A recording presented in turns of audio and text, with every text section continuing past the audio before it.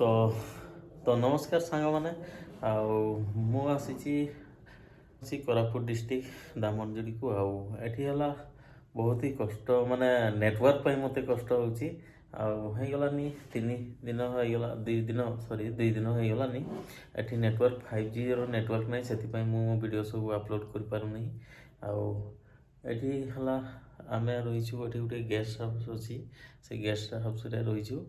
ଆଉ ଏଠି ସବୁକିଛି ମାନେ ସୁବିଧା ବି ବହୁତ କିଛି ରହିଛି। ଏଠି ଲାଟ୍ରିନ୍ ବାଥରୁମ୍ ସବୁ ଅଛି, ରୁମ୍ ବି ବହୁତ ବଢ଼ିଆ, ମାନେ ବହୁତ ହି ଦେଖନ୍ତୁ ଗୋଟେ କମଳ ବେଡ଼୍ ସବୁ କିଛି ମିଳିଛି।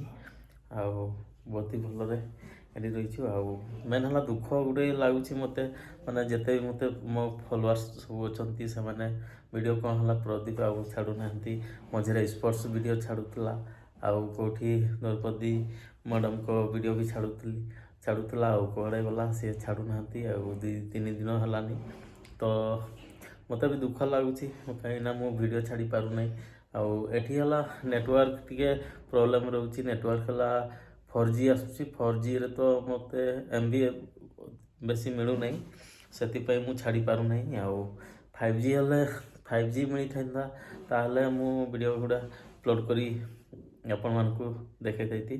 ତ ଛାଡ଼, ତ ଆଜି ମୁଁ ଆପଣମାନଙ୍କୁ ଦେଖେଇବି ବହୁତ ହି ବଢ଼ିଆ ସୁନ୍ଦର ଆମ ଓଡ଼ିଶା କୋରାପୁଟ ଡିଷ୍ଟ୍ରିକ୍ଟର ଯେଉଁ ଗୋଟେ ୱାଟରଫଲ୍ ରହିଛି, ବହୁତ ହି ବଢ଼ିଆ।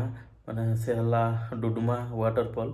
ଆଉ ସେ ଜାଗାରେ ହେଲା ମାନେ ତିନୋଟି ମାନେ ୱାଟରଫଲ୍ ରହିଛି ସେଠି, ବହୁତ ହି ବଢ଼ିଆ ସୁନ୍ଦର ୱାଟରଫଲ୍। ଆପଣମାନେ ବି ଦେଖିଲେ ଆପଣମାନେ ବି ଆସିପାରିବେ ସେଇ ୱାଟରଫଲ୍କୁ ବି।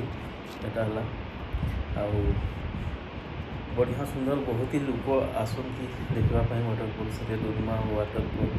ଆଉ ଭଲ ଲାଗେ ଦେଖିବା ପାଇଁ ବି। ଆଉ ଟିକେ ସେଠି ଟିକେ ରିକ୍ସ ବି ରହିଛି, ସେଠି ମାନେ ବହୁତ ଭୟଙ୍କର ଟିକେ ଲାଗେ ଜାଗାଟା ବି।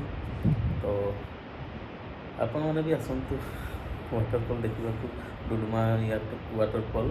ଆଉ ଏଇଟା ହେଲା କୋରାପୁଟ ଡିଷ୍ଟ୍ରିକ୍ଟର ରହିଛି ୱାଟରଫଲ୍ଟା।